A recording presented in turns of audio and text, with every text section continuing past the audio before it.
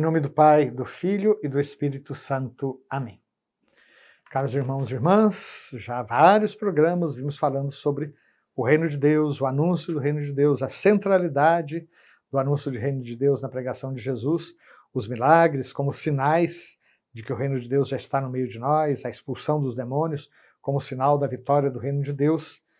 E no último programa nós chegamos a um item muito importante do ponto de vista da eclesiologia, ou seja, do estudo sobre a igreja, as chaves do reino de Deus. Vimos como desde o início da vida pública, Jesus escolhe 12 para estarem com ele e para participar da sua missão. Chamou a si os que ele quis, Marcos 3, 13 a 19. E ele dá a esses 12 participação da sua própria autoridade. Ele os enviou para anunciar o reino de Deus e curar, Lucas 9, 2. E eles permanecem para sempre associados ao reino de Cristo.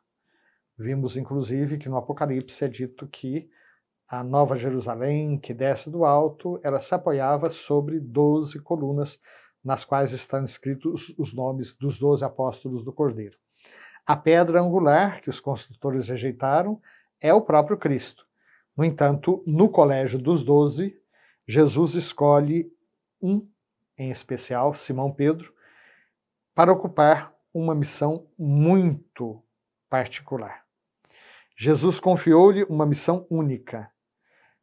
Graças a uma revelação vinda do Pai, Pedro havia confessado: "Tu és o Cristo, o Filho do Deus vivo." E Jesus lhe declara então: "Por isso, bem-aventurado és tu, Simão, filho de Jonas, porque não foi o sangue ou a carne que te revelaram isso, mas meu Pai que está nos céus. Por isso eu te digo que tu és Pedro, e sobre esta pedra edificarei a minha igreja, e as portas do inferno não prevalecerão contra ela." Mateus 16, 18. Jesus é ele mesmo a pedra viva que os construtores rejeitaram.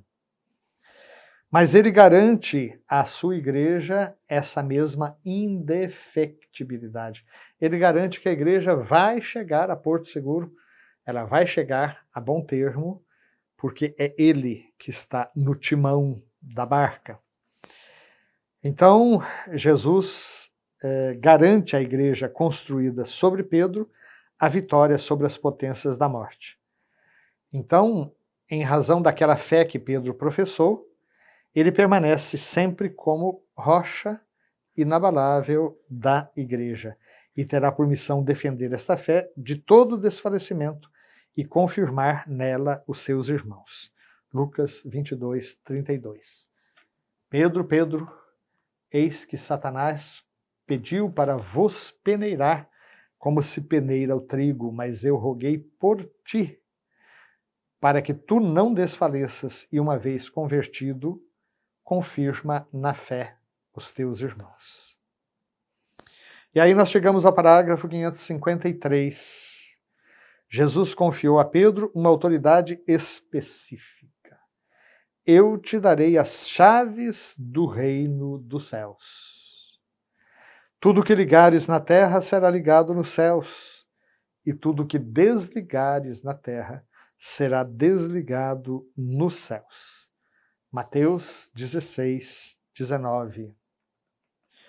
Eu disse que em programa anterior, eu disse que sobre essa passagem do capítulo 16 de São Mateus, resultado de uma pesquisa de opinião pública que Jesus faz entre os apóstolos, né? Quem dizem por aí que é o Filho do Homem, né? E as várias respostas que vieram, uns dizem que é Elias, outros que é Jeremias ou um dos profetas, e para vós quem sou eu?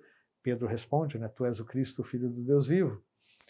Sobre esta passagem já se escreveu rios, já se usaram rios de tinta, já se escreveu livros e livros e livros, já se fez muita discussão, e aqui está realmente o que caracteriza a identidade do católico em relação a todas as outras igrejas.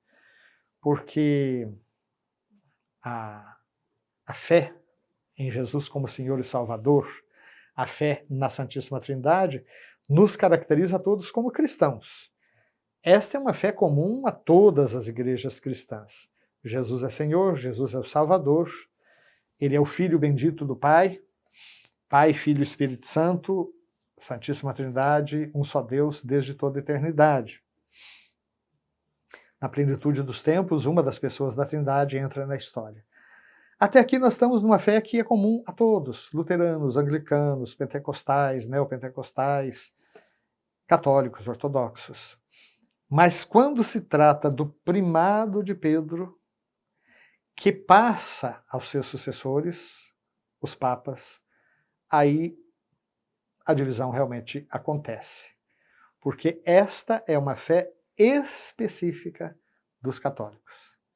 Ou seja, aquele que começa a negar a autoridade do Papa, ele está começando a deixar de ser católico para se tornar um protestante, para se tornar uma pessoa cristã, quem sabe, mas não mais da confissão católica. Se fala que nós somos a Igreja Católica Apostólica Romana, porque a sé de Pedro está em Roma.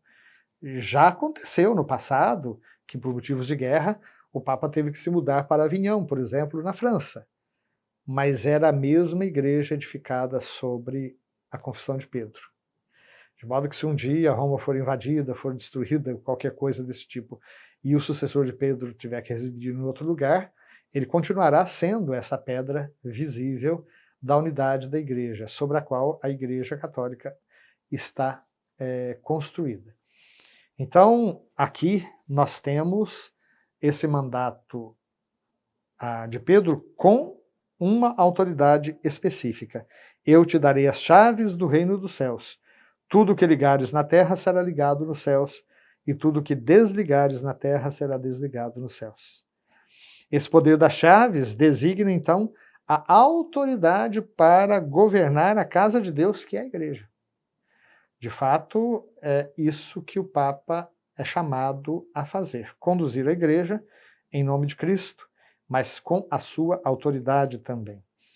Jesus é o bom pastor, aquele que dá a vida pelas ovelhas, e com o qual todos nós, ministros ordenados, padres, bispos, somos chamados a nos configurar. Por outro lado, Jesus vai confirmar esse ofício de Pedro também depois da sua ressurreição. Sabemos que São João, no capítulo 21 do seu evangelho, mostra que o ressuscitado aparece a Pedro e por 3 vezes lhe pergunta: Pedro, tu me amas? Sim, Senhor, tu sabes que eu te amo. Apacenta as minhas ovelhas. Pedro, tu me amas mais que estes? Senhor, tu sabes que eu te amo. Apacenta os meus cordeiros. Mas Pedro, tu me amas mesmo? E Pedro, inclusive, fica triste, porque certamente se lembrou de que por 3 vezes ele tinha negado Jesus, e disse: Senhor, não faz isso. Tu sabes tudo, tu sabes que eu te amo. E Jesus vai confirmar pela 3ª vez: apacenta as minhas ovelhas. Então, o próprio ressuscitado está aqui confirmando essa missão de Pedro. O poder de ligar e desligar significa autoridade para absolver os pecados, pronunciar juízos doutrinais e tomar decisões disciplinares na igreja. Jesus confiou esta autoridade à igreja pelo ministério dos apóstolos e particularmente a Pedro, o único ao qual confiou explicitamente as chaves do reino. De fato, Mateus 18:18 mostra que o poder das chaves é dado também ao colégio dos 12. Mas Pedro tem algo de especial. Como o próprio Jesus disse, e isso está em São Lucas, né? Lucas 22:32, eis que Satanás quis vos peneirar, mas eu roguei por ti, para que tu não desfaleças, e uma vez convertido, confirma na fé os teus irmãos. Que o Senhor nos abençoe os de sempre e nos conduza à vida eterna. Que assim seja. Amém.